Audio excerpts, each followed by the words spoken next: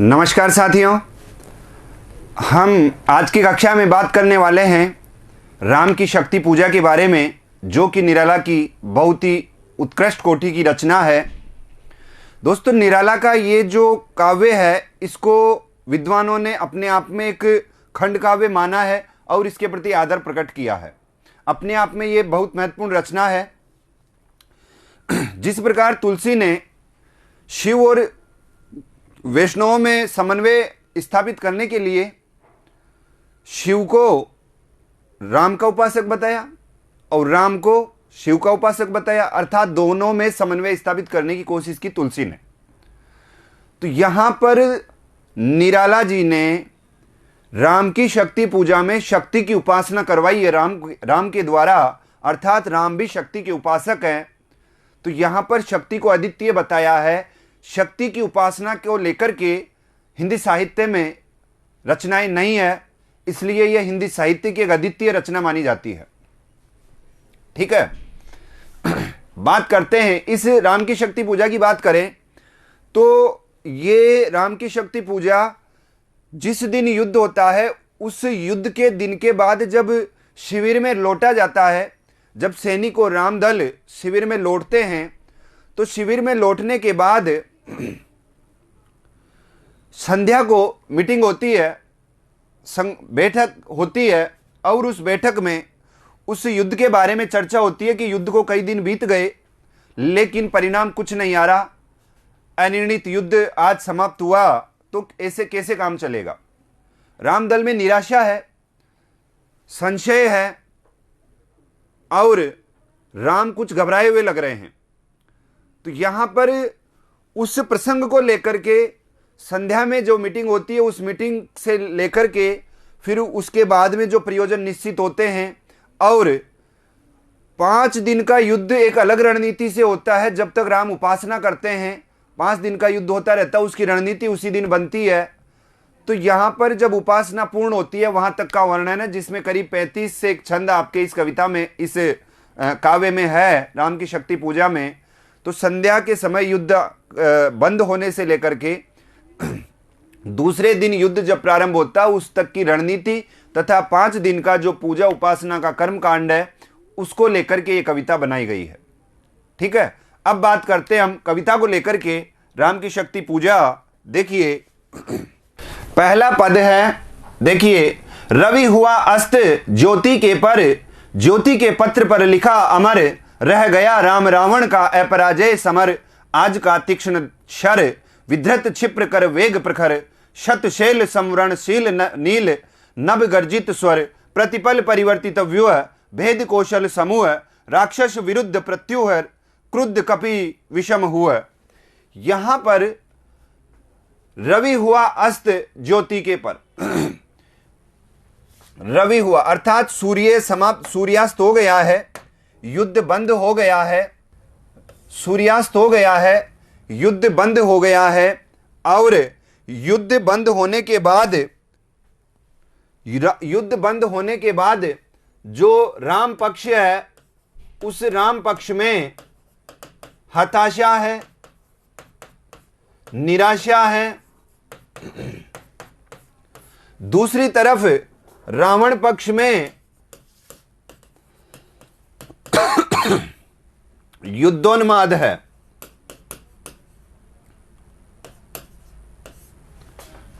रावण पक्ष में युद्धोन्माद है, उधर के सैनिक उत्साहित है, लेकिन राम पक्ष के सैनिक निराशा लिए हुए है और निराश है। ज्योति के पत्र पर लिखा अमर, रह गया राम रावण का अपराजय समर।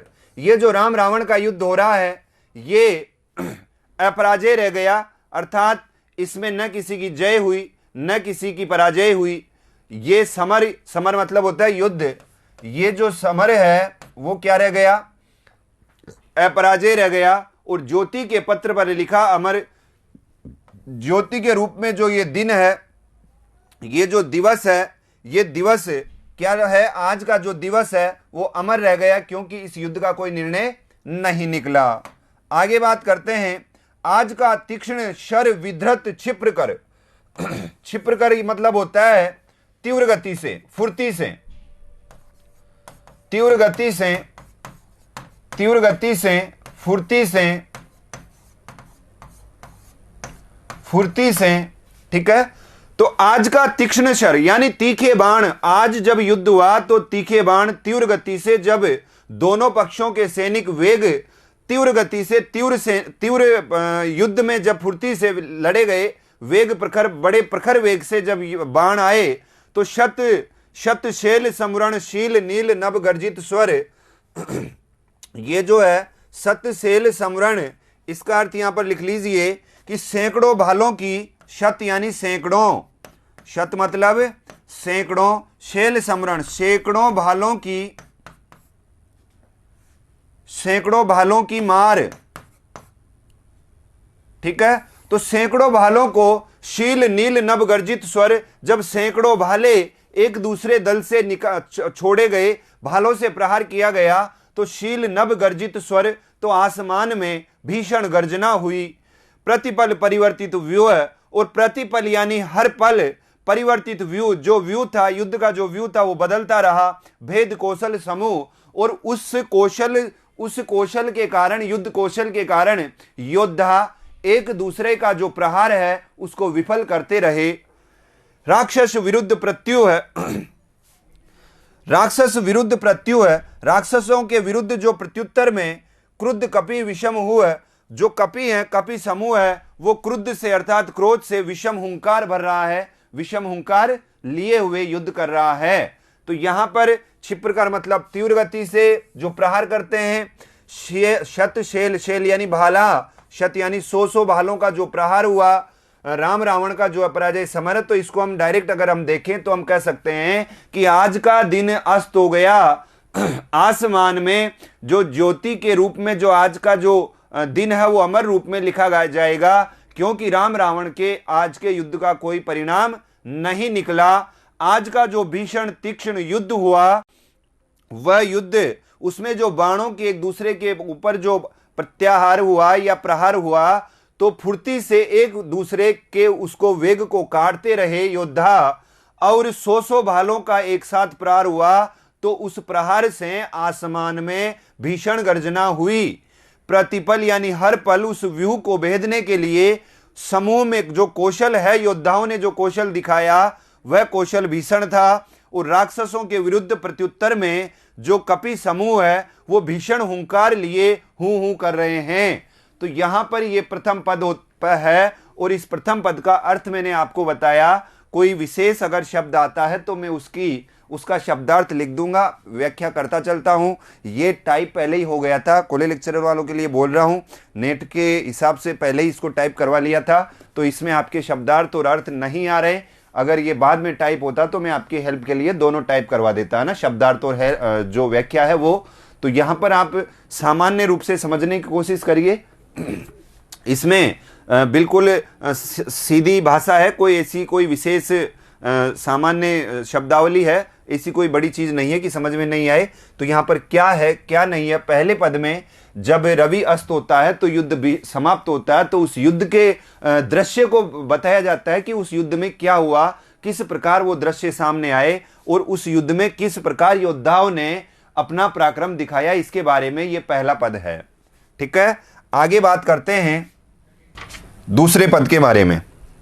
देखिए, बिच्छुरी है वहीन राजीव नयन हत लक्ष्य बाण, लोहित लोचन रावण मदमोचन महियान, राघव लाघव रावण वारण गत युग्म प्रहर, उद्धत लंकापति मर्पित कपि दल बल विस्तर, अनिमेष राम विश्व जिदव्य शरभंग भाव, विद्वांग बद्ध कोदंड मुष्टिखर रुधिर श्राव। यहां पर इस पद में आपको सबसे पहले तो यह ध्यान रखना है कि इसमें इस पद में भी वही है कि जो रावण है उसके युद्धोन्माद की बात आ रही है। रावण के युद्धोन्माद का चित्रण, रावण के युद्धोन्माद का चित्रण है। जब रावण युद्धोन्माद से मस्त है तो इधर राम पक्ष में छाई निराशा की बात बताई गई है। रावण का पक्ष अभी मजबूत है। रावण युद्धोन्माद से अर्थात नशे से मस्त होकर के युद्ध कर रहा है, उसकी विजय होती है रोजाना। लेकिन आज का जो युद्ध है वो अपराजित हुआ, अपराजय निकला, उसमें कोई निर्णय नहीं निकला, अनिर्णित निकला। और राम पक्ष में रोजाना युद्ध करते करते थकावट सी हो रही है, राम अपना आत्मविश्वास खो रहे हैं, राम का धैर्य डोल रहा है। तो यहां पर राम पक्ष में छाई निराशा का वर्णन है। ठीक है, दूसरे पद में अब आप पद की बात करते हैं तो पद में देखिए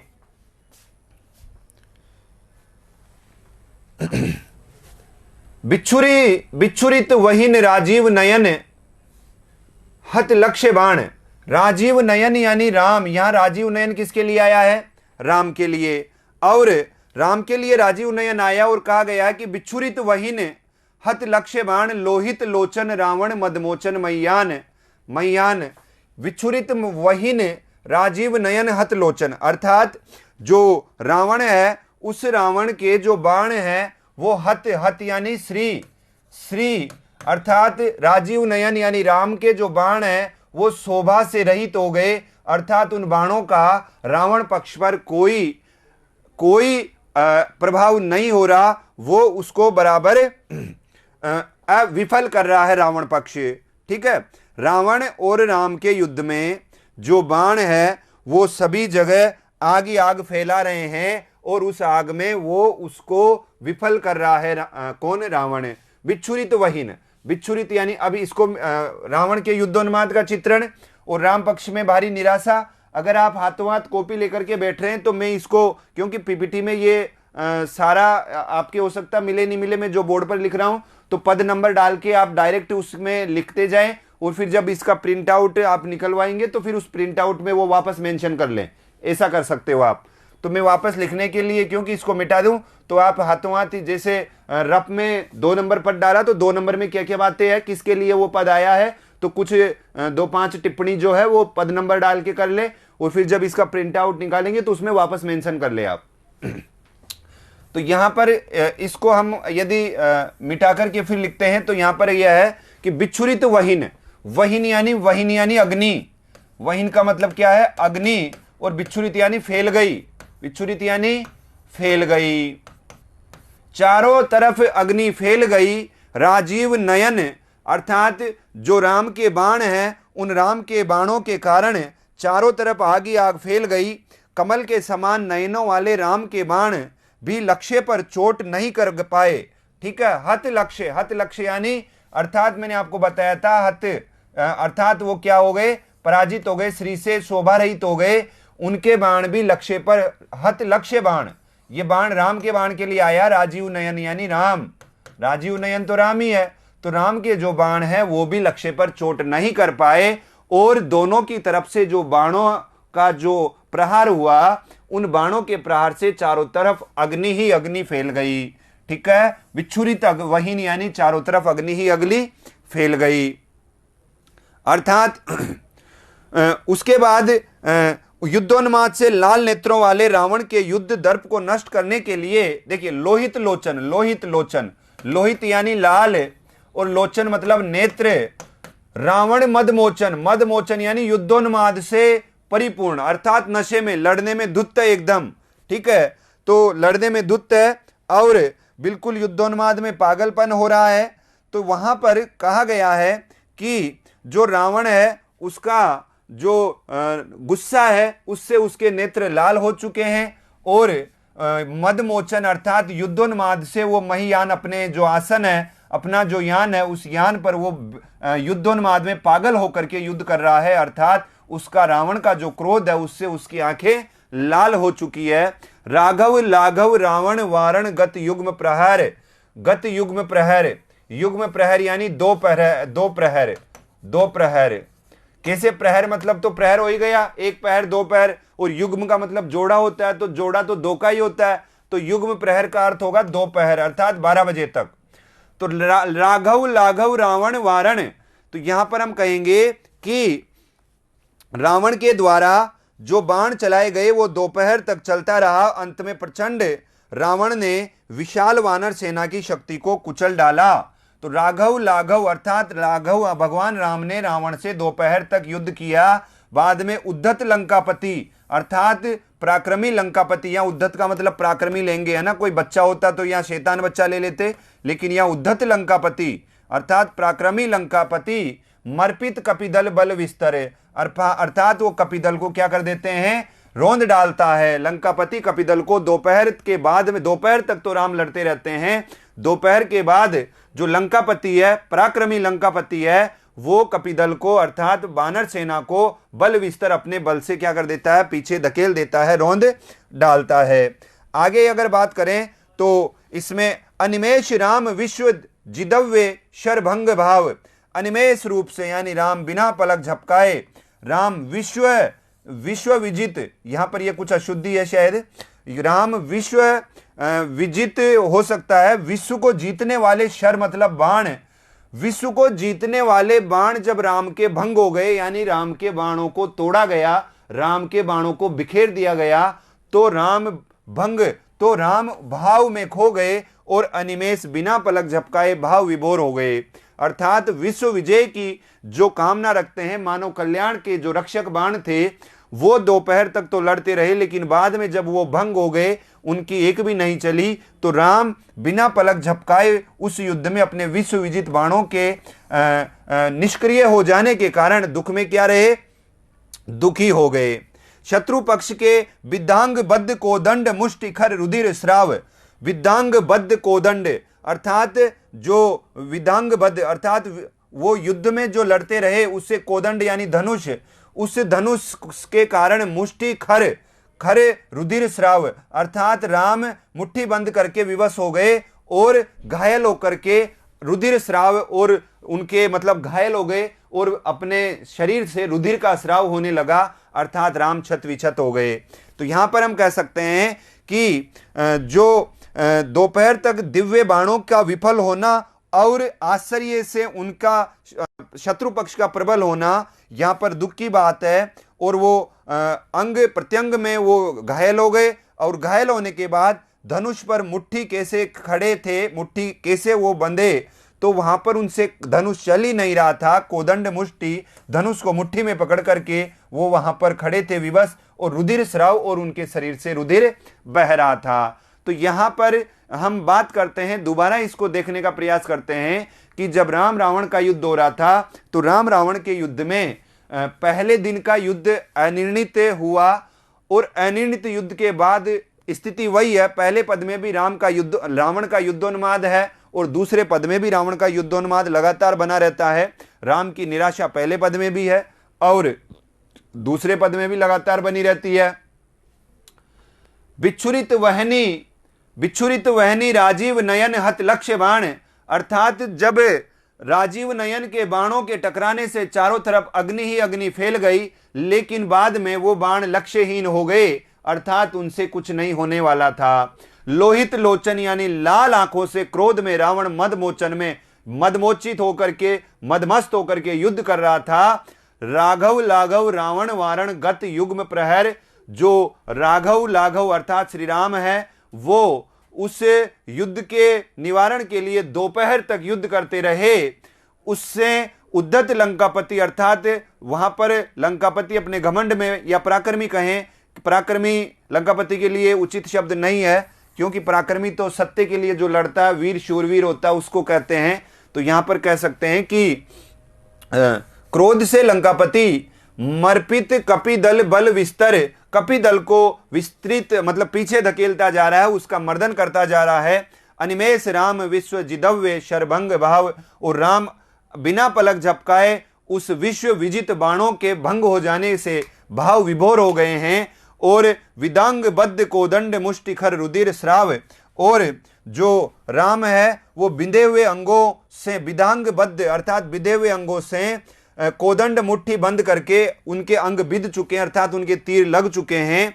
विधांग विधांग विद यानी बिदना, है ना, विधांग का मतलब आप ऐसे कर सकते हैं जैसे बेदना होता है ना, कान बेदते हैं, है ना, कानों में छेद करते कान बेदना, तो विधांग यानी बिधे हुए अंगों के कारण बद्ध कोदंड मुट्ठी बंद करके, मुष्टि बद्ध कोदंड मुष्टि यानी मुट्ठी को बांध करके खड़े हैं, और रुधिर स्राव और उनके शरीर से रुधिर का स्राव हो रहा है, अर्थात राम घायल हो चुके हैं। तो यहां पर ये दूसरा पद हमारा समाप्त होता है राम की शक्ति पूजा का। आगे बात करते हैं हम तीसरे पद के बारे में।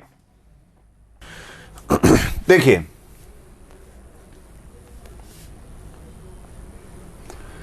रावण प्रहार दुर्वार विकल वानर दलबल, मूर्छित सुग्रीवांगद भीषण गवाक्ष गय नल, वारित सौमित्र भल्लपति अगणि मल्लरोध, गर्जित प्रलयाब्धि क्षुब्ध हनुमत केवल प्रबोध, उद्दीरित वहनी भीम पर्वत कपि चतु प्रहर, जानकी भीरु उद आशा भर रावण संवर।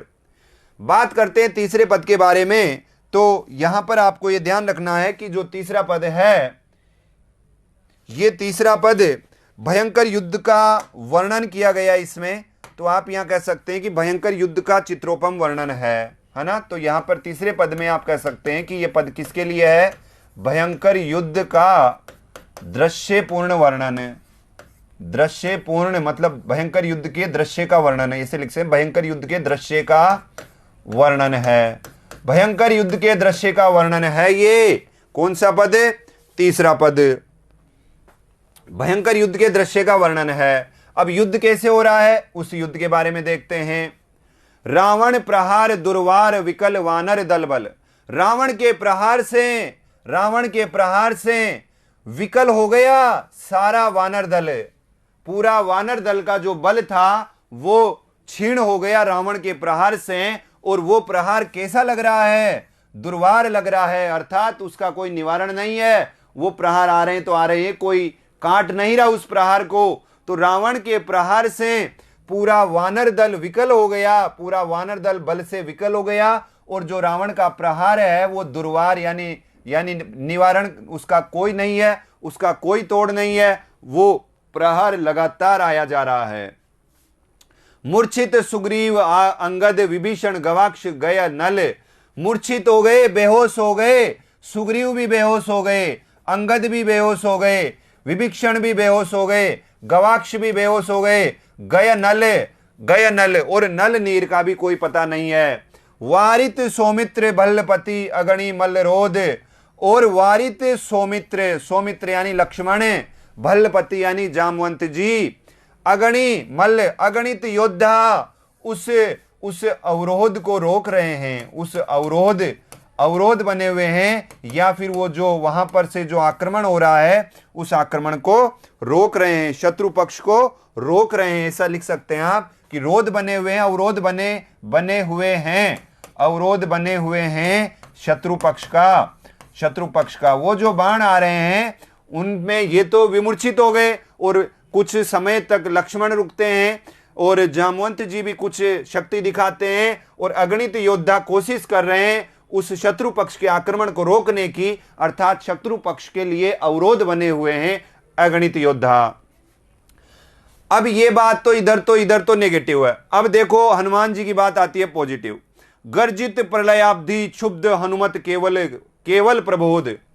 गर्जित प्रलयाब्धि अर्थात गर्जित यानी गर्जना करते हैं, हनुमान गर्जना करते हैं। प्रलयाब्धि प्रलय के पहले जो गर्जना होती है उसकी तरह हनुमान गर्जना करते हैं। क्षुब्ध हनुमत क्षुब्ध हो गए, अर्थात क्रोध से परिपूर्ण हो गए।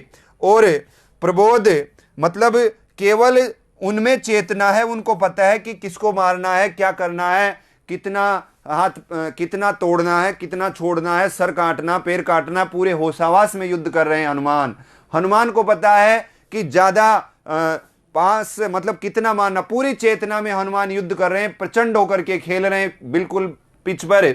इधर से ये जो सारे हैं ये सारे आउट हो चुके हैं, इधर सब आत्मसमर्पण कर चुके हैं, बस खड़े खड़े जबरदस्ती इस तरह से तलवारें चला रहे हैं। अगर कोई जम के खेल रहा है तो वो कौन है? केवल हनुमान है। और वो ही प्रबोध अवस्था में, प्रबोध का मतलब होता है चेतन अवस्था। प्रबोध का मतलब क्या है?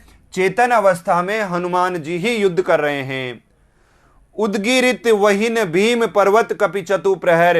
ऐसा लग रहा है कि वो हनुमान जी जो उद्गिरित यानी निकल रही है भीम भयंकर विशाल, मतलब उद्गिरित वहीन भीम पर्वत यानी उनकी जो गर्जना है वो भीम पर्वत के समान, मतलब बड़ी विशालकाय कपि चतुप्रहर गर्जना के साथ में वो चतुप्रहर यानी 4 प्रहर तक युद्ध कर रहे हैं। तो 4 प्रहर मतलब पूरा दिन हो गया, पूरी पारी हो गई टेस्ट मैच की, सुबह से लेकर के शाम तक पूरे ओवर खेले हैं हनुमान जी। तो सुबह 4 प्रहर यानी जो भी सूर्योदय से 9, 9 से 12, 12 से 3 और 3 से 6 या 5, जो भी जितने बजे भी युद्ध बंद होता है सूर्यास्त के समय, तो पूरे 4 प्रहर टिक्के खेले हनुमान जी।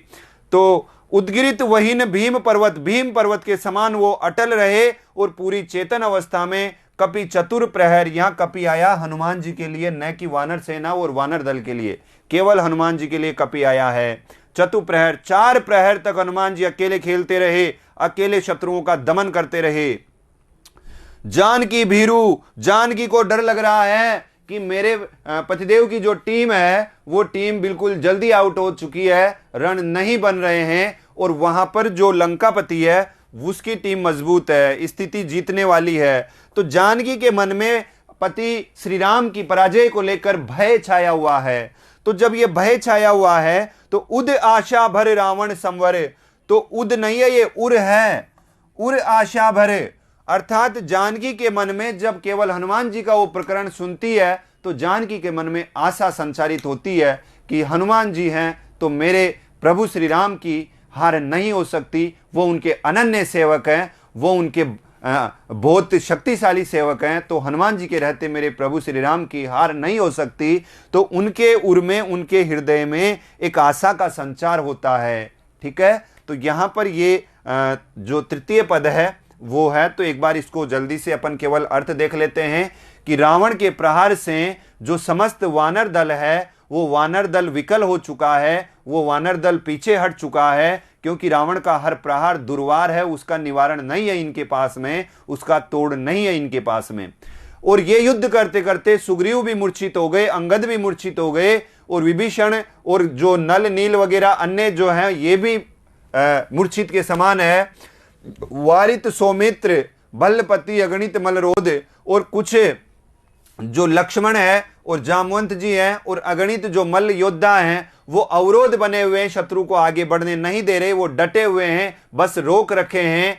ठीक है, और भयंकर अगर बात करें कि विस्फोटक पारी कौन खेल रहा है, तो जो हनुमान जी है वो गर्जित प्रलयाब्धि क्षुब्ध हनुमत केवल एक हनुमान जी हैं जो चेतन अवस्था में युद्ध कर रहे हैं और शत्रुओं पर भारी पड़ रहे हैं। उद्गरित वहित भीम पर्वत, और भीम पर्वत, भीम अर्थात पर्वत के समान जो वहीन यानी जो सेना है, उस सेना से ये हनुमान जी 4 प्रहर तक युद्ध करते रहते हैं। और जानकी के मन में जो आशंका छा गई, वहां पर लाइव टेलीकास्ट में वो कौन सी राक्षसनी थी जो सीता जी को अच्छी माँ की तरह प्रेम देती थी, वो धारावाहिक में देखते ना अपन, त्रिजटा थी शायद, त्रिजटा एक राक्षसनी अच्छी थी ना जो सीता जी से अच्छी बेटी की तरह बात करती थी और माँ का स्नेह देती थी, सीता जी उससे खुश थे, माँ बोलते थे उसको।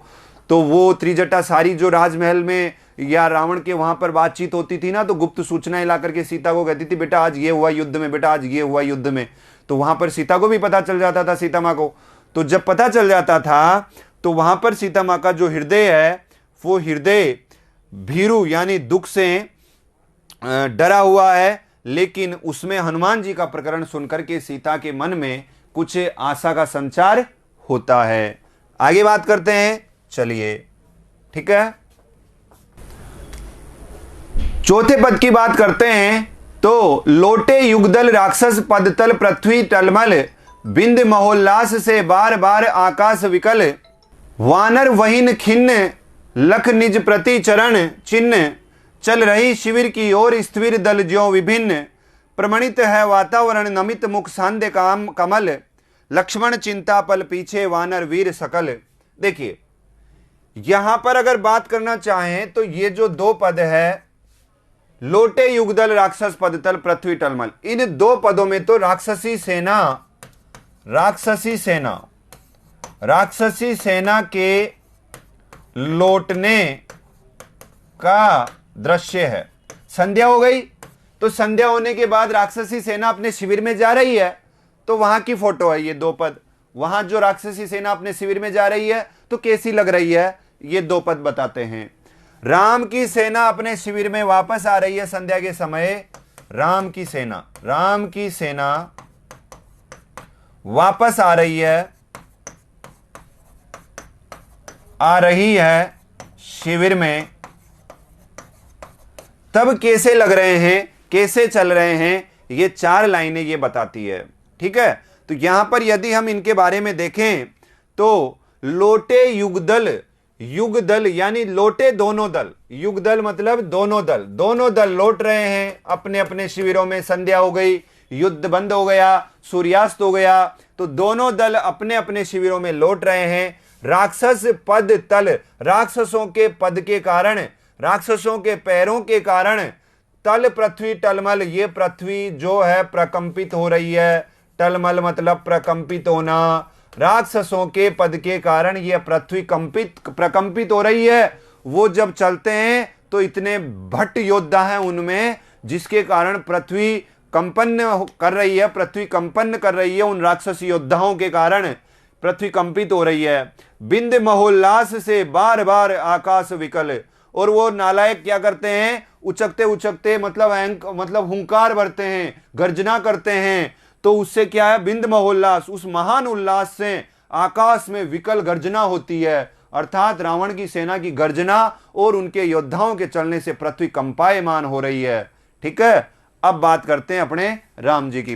देखिए, वानर वाहिनी खिन्न, पहली लाइन में समझ में आ गया आपके कि जो वानर वाहिनी है, वानर सेना है, वाहिनी मतलब होता है सेना, जो वानर सेना है वो खिन्न है, वो दुख में है। खिन्न मतलब दुख, निराश, दिल टूट जाना, निराशा, ग्लानि, इस तरह से कुछ भी शब्द कह सकते हो। वानर वाहिनी खिन्न, लख निज प्रति चरण चिन्ह, और लख यानी देख रही है, निज प्रति चरण चिन्ह, अर्थात ये चरण चिन्ह किसके चरण चिन्ह है, ये चरण चिन्ह राम के चरण चिन्ह हैं।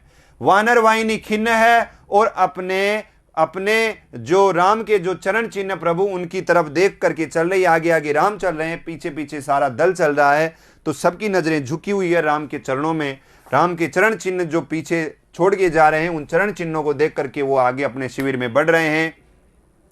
चल रही शिविर की ओर स्थिर दल ज्यों भिन्न, दोस्तों ये शब्द बड़ा काम का है। स्थिर दल होता है जिस प्रकार बौद्ध भिक्षुओं को जाते हुए नहीं देखते आप, नंगे पैर रहते हैं, गर्दन झुकाए रहते हैं, किसी से बोलते नहीं है, सीधे बौद्ध भिक्षु चलते रहते हैं अपने रास्ते।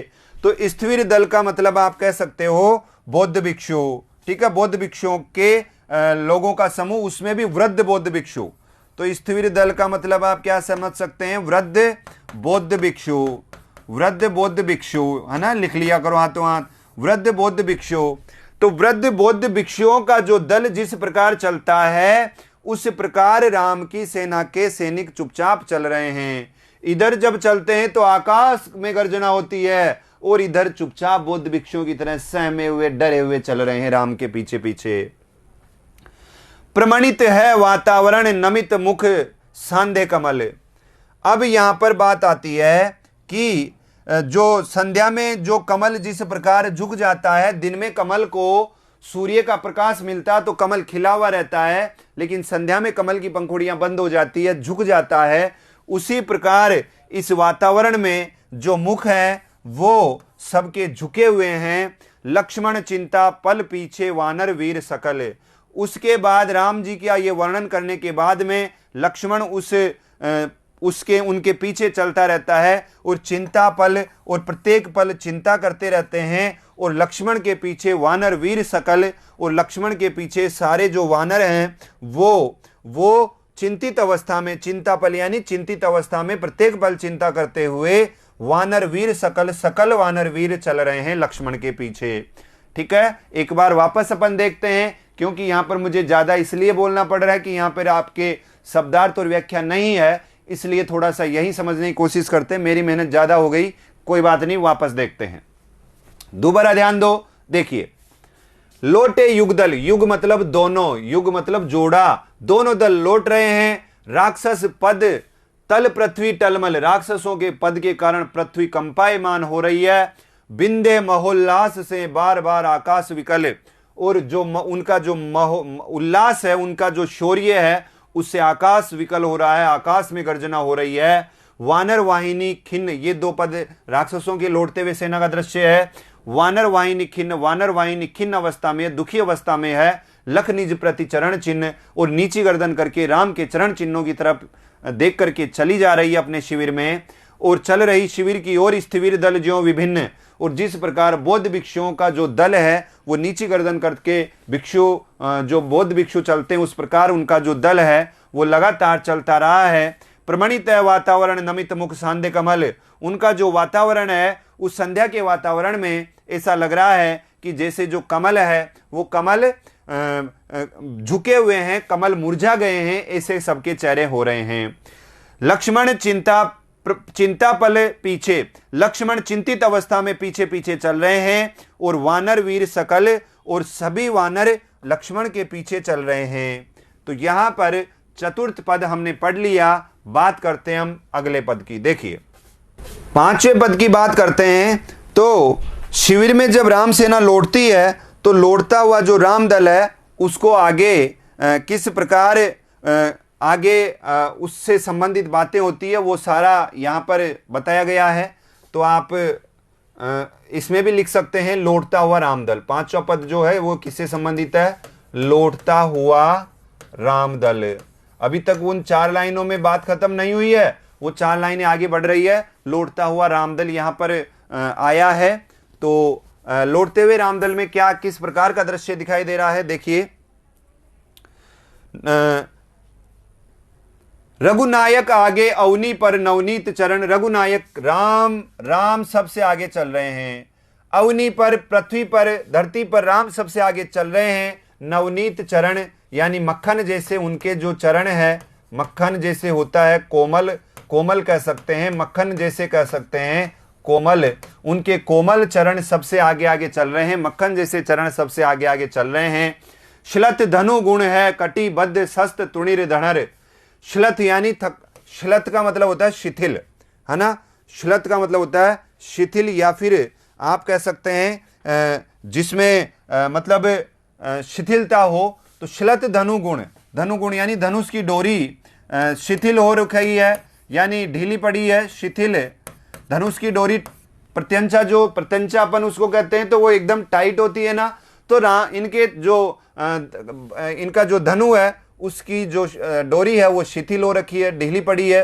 कटिबंध शस्त तुणिर धरण, और इनके जो कटिबंध यानी कटी में जो तरकस है, तुणिर मतलब तरकस, है ना, तरकस, कटी में जो तरकस है उसकी डोरी भी ढीली पड़ी है, अर्थात इनका जो कटिबंध है वो खिसका हुआ है, और तुणिर जो है वो भी क्या है? ढीला पड़ा है।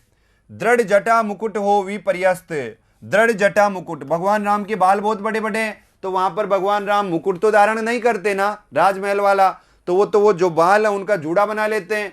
तो वो जो जूड़ा है वो मुकुट के रूप में हमेशा टाइट बंधा रहता है, लेकिन जब वापस आ रहे हैं तो वो जूड़ा खुल चुका है, बाल बिखर रहे हैं, तो वहां पर वो बाल प्रतिलट से खुले। विपर्यस्त यानी अस्त व्यस्त कह सकते हैं आप, अस्त व्यस्त, है ना। तो भगवान राम का जो मुकुट है, जूड़ा मतलब जो बालों रूपी जो बालों का जो मुकुट है वो प्रतिलट से खुले, तो वो भी बिल्कुल खुला हुआ अस्त व्यस्त पड़ा हुआ है ना।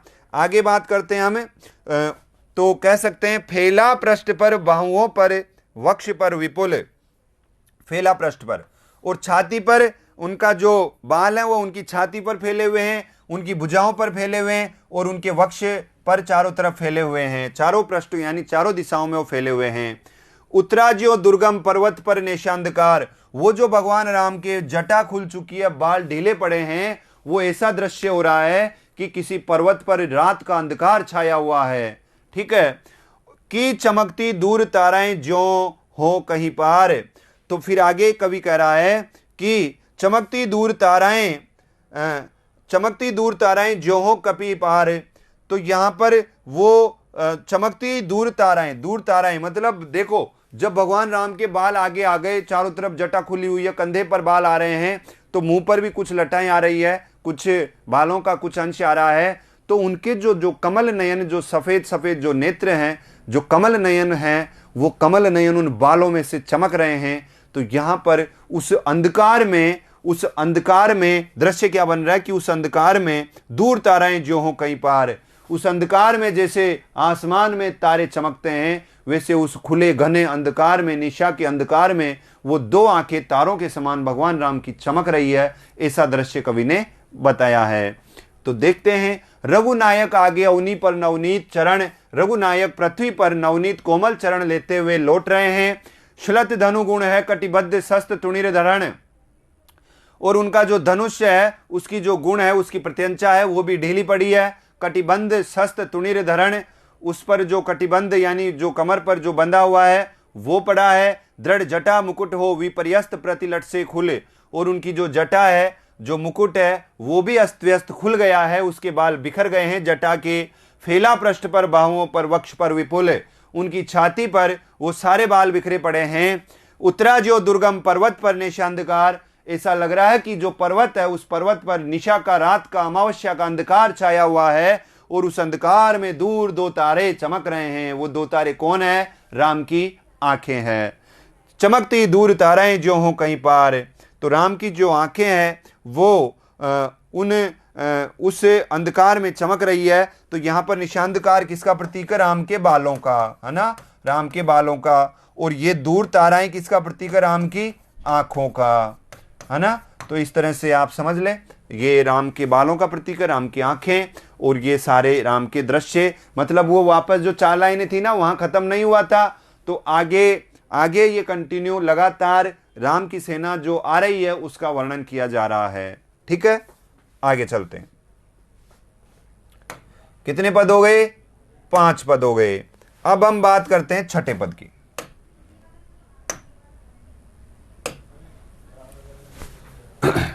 छठे पद की बात करते हैं तो देखिए, छठे पद में आप कह सकते हैं कि जो सैनिक हैं वो शिविर में आ गए हैं। फिर बात होती है उन सबके कि आए सब शिविर सानू पर पर्वत के मंथर, सुग्रीव विभीषण जामवंत आदि वानर, सेनापति दल विशेष के अंगद हनुमान, नल नीर गवाक्ष प्रात के रण का समाधान करने के लिए फिर वानर दल आश्रय स्थल। ठीक है, तो यहां पर हम बात करते हैं, देखिए, आए सब शिविर सानू पर पर्वत के मंथर। सानू मतलब होता है चोटी। सानू मतलब क्या होता है? चोटी। पर्वत यानी पहाड़। अब उनका जो शिविर है वो पहाड़ की चोटी पर है। तो आए सब शिविर में आ गए। सानू पर पर्वत के मंथर, मंद गति से चलते चलते सब पर्वत की चोटी पर आ गए। तो यहां पर आप कह सकते हैं कि सानू पर्वत की चोटी, मंथर यानी मंद गति से धीरे धीरे बढ़ते हुए सब पर्वत के उनके जो शिविर था उस शिविर पर आ गए।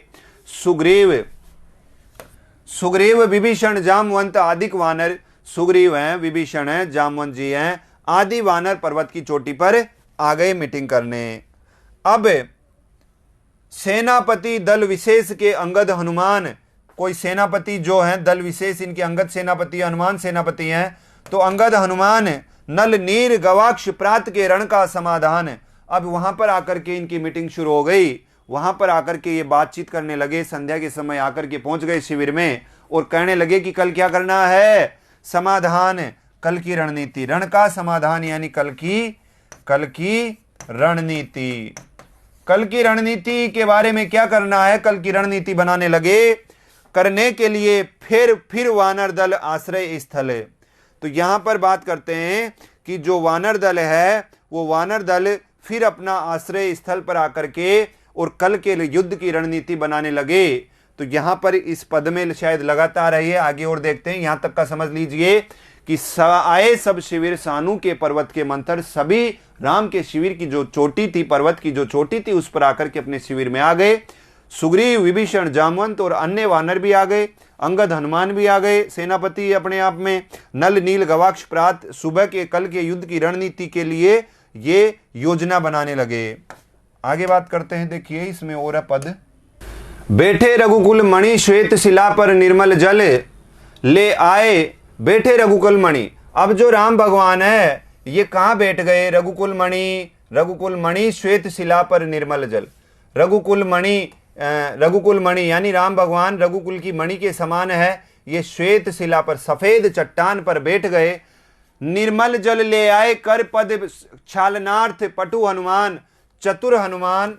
पटु यानी चतुर हनुमान ने क्या किया, भगवान राम तो आकर के बैठ गए, तो उसी प्रकार चतुर हनुमान ने तुरंत निर्मल जल ले आए। चतुर हनुमान युद्ध से आए, संध्या का समय है, जल की आवश्यकता है, तो जल ले आए। कर यानी हाथ और पैर धोने के लिए, छालनार्थ यानी पद, कर पद छालनार्थ यानी कर पद का प्रक्षालन करने के लिए, कर और पद का प्रक्षालन यानी धोने के लिए पटु हनुमान चतुर हनुमान निर्मल जल ले आए पात्र में।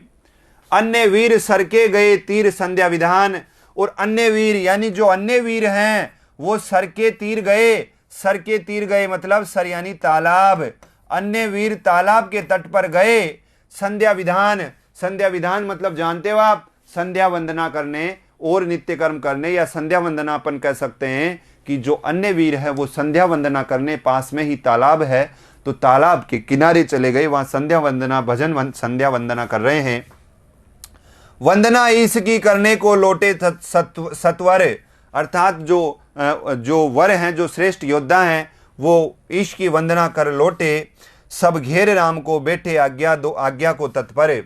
अब वो अपना संध्या वंदन करके रोजाना का नित्य कर्म करके वो आ गए और राम को घेर करके चारों तरफ से बैठ गए कि हमें आज्ञा दो, कल का क्या करना है। वापस देखिए एक बार, रघुकुल मणि श्वेत शिला पर बैठ गए। निर्मल जल लेकर के हाथ पैर धोने के लिए हनुमान चतुर आ गए और अन्य जो वीर हैं वो तालाब के तीर पर चले गए संध्या वंदन करने के लिए, वंदना इसकी करने मतलब भगवान का भजन करने के लिए। और लौटे सभी वीर और भगवान राम को घेर करके बैठ गए कि कल का क्या करना है, बताइए, आदेश दीजिए, कल की रणनीति तय करिए। ये बात कहने के लिए वो सब बैठ गए।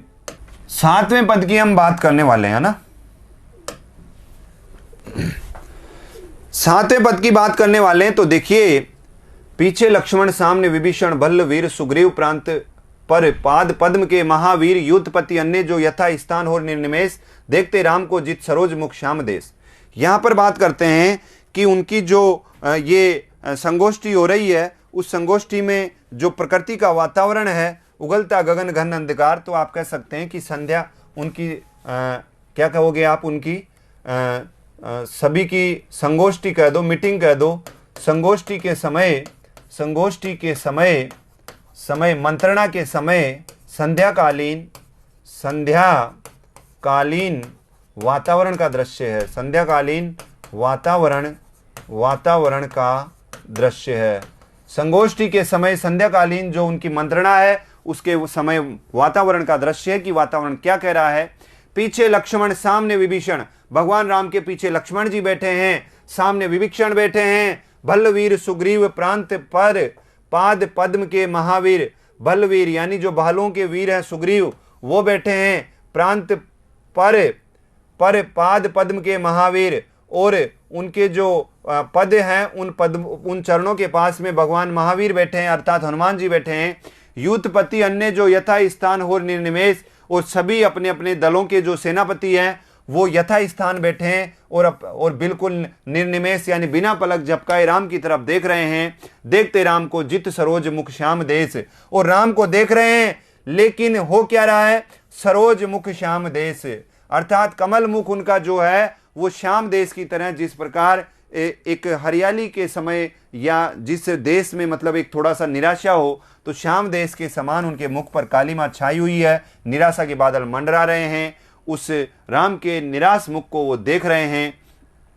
है अमानिशा उगलता गगन घन अंधकार, ये जो है अमावस्या की रात है, और अमावस्या की रात को आपको पता है कि अंधकार भयंकर रहता है, तो गगन आसमान भयंकर अंधकार उगल रहा है। सोरहा दिशा का ज्ञान स्तब्ध है पवन चार, और जो दिशाएं हैं उन दिशाओं का भी हमें ज्ञान नहीं है कि कौन सी दिशा किस तरफ है। इतना भयंकर हाथ, वो कहते हैं ना हाथ को हाथ नहीं सूझना, अर्थात इतना घना अंधेरा, तो दिशाओं का ज्ञान भी नहीं हो रहा, इतना घना अंधेरा है। स्तब्ध है पवन चार, और पवन भी नहीं चल रही है। अपतिहत गरज रहा पीछे अंबुदी विशाल, और उस भगवान इस दृश्य के पीछे सब बैठे और पीछे की तरफ विशाल सागर गर्जना कर रहा है। भूधर ज्यों ध्यान मग्न केवल जलती मसाल। और सभी का वहां पर ध्यान मग्न, भूधर है भाई, ये सभी वहां ध्यान मग्न हो रहे हैं और केवल जलती मशाल, उजाले के लिए केवल एक मशाल जल रही है। तो यहां पर वो जो बैठे हैं ना, जो मीटिंग हॉल है, उस मीटिंग हॉल का जो माहौल है, एसी है या नहीं है, तो वातानुकूलित है या नहीं है, उसका वर्णन है भगवान राम के उस जमाने में युद्ध का, कि वो जब बैठे हैं मीटिंग कर रहे हैं तो पीछे समुद्र के गर्जना की आवाज़ आ रही है, भयंकर अमावस्या की रात है, अंधेरा है, और उस अंधेरे में वो सारे निराश मुख को लेकर के बैठे हुए हैं। जित सरोज मुख श्याम देश, यहाँ पर इस श्याम देश सरोज मुख का मतलब राम के मुख की निराशा का वर्णन किया गया है। तो वापस देख लीजिए, पीछे लक्ष्मण बैठे हैं, सामने विभीषण बैठे हैं, और बलवीर, सुग्रीव, प्रांतपद वो सब बैठे हैं, महावीर भगवान बैठे हैं, युद्धपति हनुमान जी बैठे हैं, युद्धपति अन्य दलों के जो राजा हैं वो बैठे हैं, यथा स्थान सब बैठे हैं अपने अपने निर्निमेष, बिना पलक झपकाए सब चुपचाप बैठे हैं। और भगवान राम का जो मतलब एक तेजहीन मुख है उसकी तरफ देख रहे हैं। अमावस्या की रात है, अंधकार में गगन में एक भयंकर अंधकार छाया हुआ है, चारों दिशाओं का ज्ञान शून्य हो गया है, इस पवन बंद है, अप्रतिहत गरज रहा पीछे अंबुदि विशाल। और जो विशाल है मतलब जो बिना मतलब कह सकते हैं कि अप्रतिहत यानी बिना रुके, है ना, ऐसे कर दो, अप्रतिहत, प्रतिहत ये पतिहत नहीं है, अप्रतिहत यानी बिना रुके, है ना, बिना रुके, बार बार गर्जना आती है, बिना रुके गरज रहा पीछे अंबुदि विशाल। भूधर ज्यों ध्यान मग्न, भूधर ज्यों ध्यान मग्न केवल जलती मशाल। अर्थात अंत मतलब जो है उस समय केवल और केवल एक मशाल का ही उजाला है और कहीं कोई उजाला नहीं है। कितने पद हो गए? 7 पद हो गए। बात करते हैं 8वें पद की।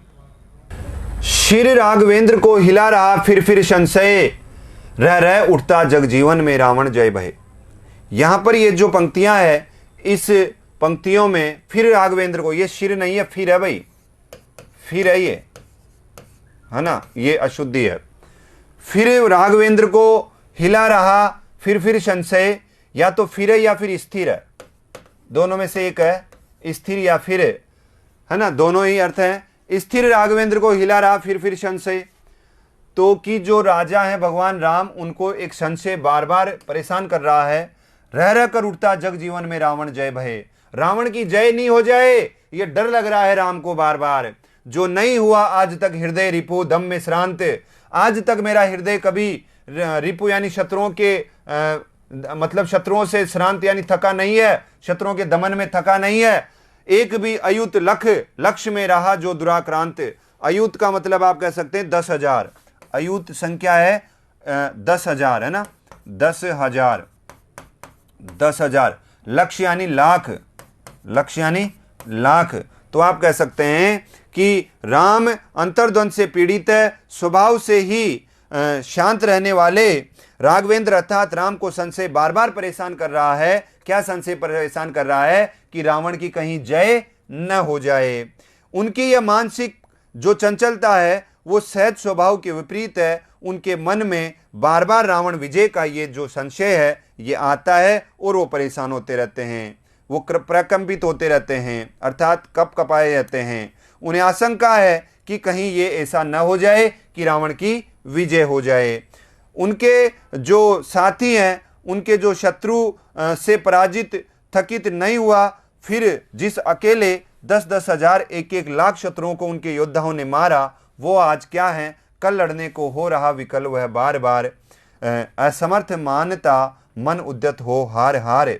तो वो कह रहे हैं कि मेरे जो सब योद्धा हैं वो 10,000 योद्धाओं को मारने वाले, लाख योद्धाओं को मारने वाले दुराक्रांत योद्धा हैं, लेकिन कल लड़ने को हो रहा विकल वह बार बार, असमर्थ मानता मन उद्यत हो रहा हार हार। मेरा मन असमर्थ हो रहा है, मैं अपनी असमर्थता मान चुका हूं, मेरा मन बार बार उद्यत हो रहा है कि मेरी कहीं पराजय ना हो जाए, मेरी कहीं पराजय ना हो जाए, ऐसा बार बार सोच करके मैं परेशान हो रहा हूं।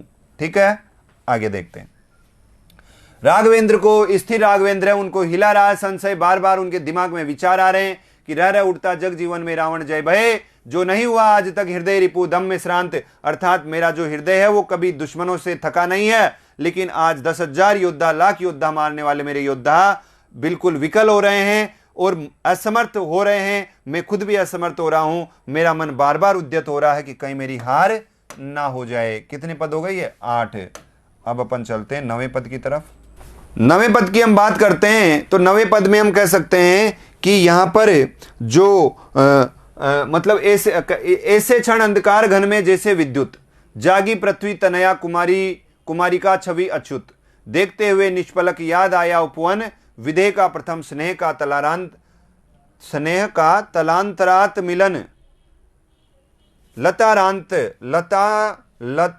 लता है ये, लता तला नहीं है ये, लतारांत मिलन, नयनों का नयनों से गोपन प्रिय संभाषण। ठीक है, यहां पर देखिए ये पद आगे भी है। ऐसे क्षण अंधकार घन में जैसे विद्युत, ऐसे अंधकारमय क्षण में जैसे कोई विचार आकर के उनको कौंध गया, बिजली की भांति उनके दिमाग में एक विचार आया कि निराशा और विषाद के इस क्षण में जो जनक नंदिनी है कुमारी, वो सीता के मानस पटल पर ऐसे आई जैसे बिजली कौंध गई। अर्थात यहां पर इस विद्युत का मतलब है सीता की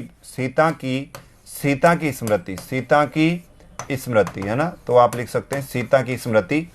ऐसे अंधकार के समय सीता की एक स्मृति आई विद्युत के समान, जागी पृथ्वी तनया कुमारी का, जो तनया जो राजकुमारी थी उसकी छवि उस पृथ्वी, जिस प्रकार पृथ्वी सोई रहती है तो उसकी जो छवि है वो छवि उस राजकुमारी के वहां पर आई और जो राम है उन राम के मन में आई। जागी पृथ्वी तनया कुमारी छवि अच्युत यानी राम, यहां पर राम से अर्थ लेंगे अच्युत। ठीक है, अर्थात क्योंकि ये ब्रह्म है, क्या है ये? ब्रह्म है।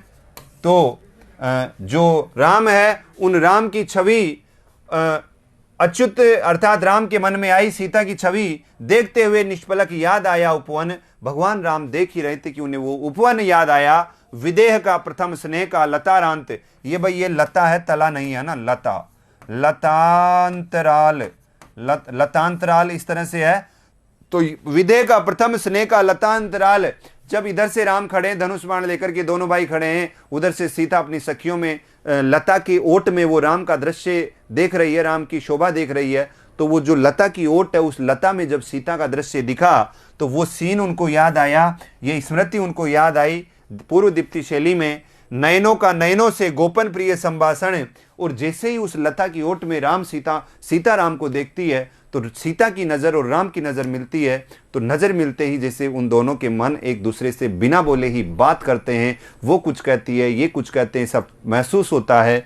तो क्या कह रहे हैं? नयनों का नयनों से गोपन प्रिय संभाषण, गुप्त बातचीत हो रही है। तो यहाँ पर ऐसे अंधकार के समय विद्युत के समान सीता की स्मृति आती है और उस समय जो तनया कुमारी अर्थात जो पुत्री है, तनया कुमारी, तनया मतलब होती है पुत्री है ना, तनु पुत्र, तनया पुत्री, कुमारिका की छवि भगवान राम के मन में आती है। अच्युत यहाँ पर अर्थ होगा राम है ना, अच्युत राम। दिखते हुए निष्पलक याद आया उपवन, विदेह का प्रथम स्नेह लतांतराल मिलन, नयनों का नयनों से गोपन प्रिय संभाषण। आगे बात करते हैं, ये आगे और है पद। पलकों का नौ पलकों पर प्रथमोत्थान पतन, उनकी जो पलक है वो पलक सीता की पलक से मिलती है और प्रथम उत्थान और पतन, यानी आप कह सकते हैं कि पलक का झुकना और पलक का उठना वह उत्थान और पतन है। तो यहाँ पर पलक का झुकना और उठना कह सकते हैं, उत्थान मतलब उठना, पहले पलक उठी और फिर झुकी, पतन यानी झुकी। तो ये पलक का प्रथमोत्थान, पतन क्या है? पलक का उठना और झुकना, आंखें नीची करना, आंखें झुकना, पलक का ना, पलक के संदर्भ में। कांपते हुए किसलय झरते पराग समुदय, और वहां पर कांपते हुए अर्थात उस समय जो प्राकृतिक वातावरण है वो प्राकृतिक वातावरण याद आया, कांपते हुए उनके वो सारी चीजें उनको याद आई।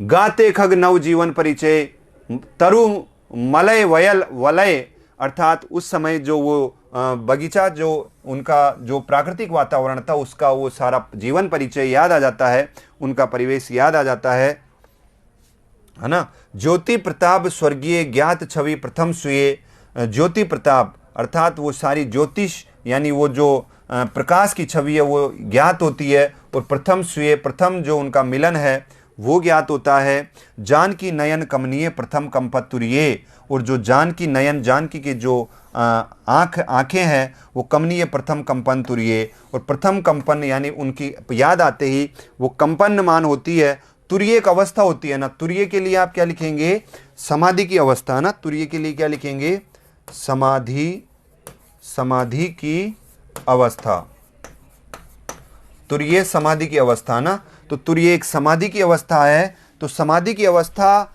के साथ ही वहाँ पर जो उनकी जो यादें हैं वो जागृत हो जाती है। तो इस तरह भगवान राम को सीता का जो मिलन है उस मिलन की यादें जागृत होती है, और उसकी उपमा बिजली की चमक के समान दी गई है। अब हम बात करते हैं नवा तो हो गया ना अपना, ये है 10वां, है ना, 10वां, ये कट रहा है, इसको थोड़ा।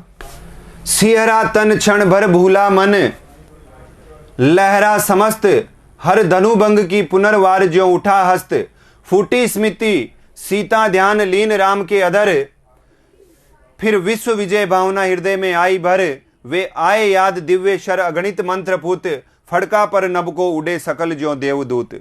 यहां पर बात करते हैं 10वें पद में कि सिहरा तन सिहर गया, क्षण भर भूला मन लहरा समस्त, उस समय वो कुछ भूल गए। हर धनुभंग की पुनर्वार ज्यों उठा हस्त, जिस प्रकार उन्होंने धनुष भंग किया था वो सारी यादें दोबारा आ गई कि मैं कितना पराक्रमी हूं कि मैंने शिव का धनुष भंग किया है।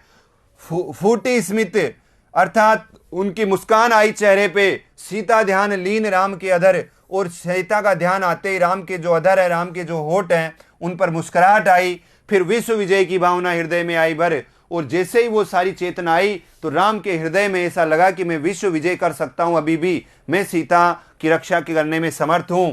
वे आए याद दिव्येश्वर, उनके जो दिव्य बाण हैं जो कि पूरी सृष्टि का कल्याण करने की क्षमता रखते हैं, वो बाण अगणित मंत्रपूत, और हजारों मंत्रों के साथ में उनके अगणित मंत्र याद आ गए, उनके बाण याद आ गए कि मेरे में कितनी शक्ति है।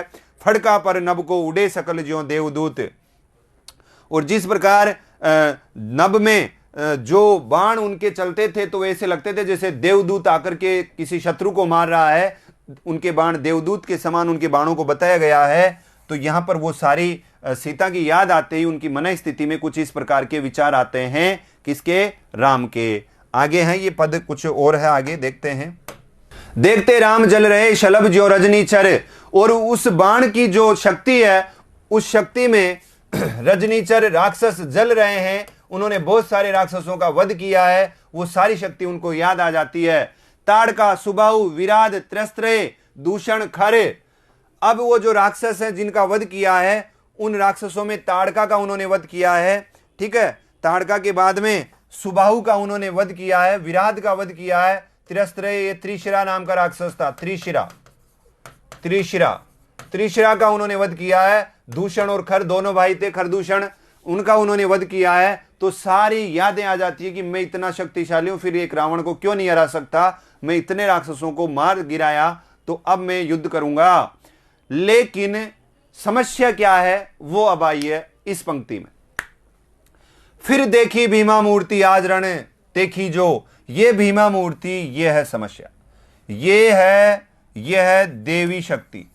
ये देवी शक्ति उस रण में दिखती है उनको, और ऐसा लगता है कि ये देवी शक्ति रावण को गोद में बिठा रखी है, आच्छादित किए हुए सम्मुख समग्र नभ को, और ये देवी शक्ति उस समस्त आसमान को आच्छादित किए हुए है। ज्योतिर्मय अस्त्र सकल बुझ बुझ कर हुए क्षीण, इसी देवी शक्ति के कारण उनके ज्योतिर्मय जो अस्त्र है ना वो बुझ बुझ कर क्षीण हो गए, कमजोर हो गए।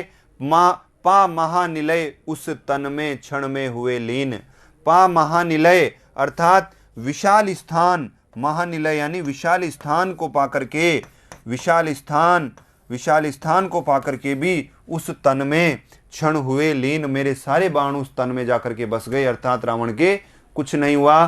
तो ये जो मूर्ति रावण को अपने आगोश में ले रखी है, ये शक्ति है देवी शक्ति, ये रावण को अपने आगोश में ले रखी है, ये है समस्या, रावण समस्या नहीं है। तो ये चीज यहाँ पर बताई गई है कि यहाँ पर ये जो देवी शक्ति है इसके कारण राम चिंतित है, इसके कारण राम व्यथित है। आगे देखिए, अब 10 पद हो गए, हम लगभग 1 घंटा हो गया। हम आगे के जो 10 पद हैं उनकी क्लास अगली वीडियो में शूट करते हैं। जब तक के लिए नमस्कार, धन्यवाद।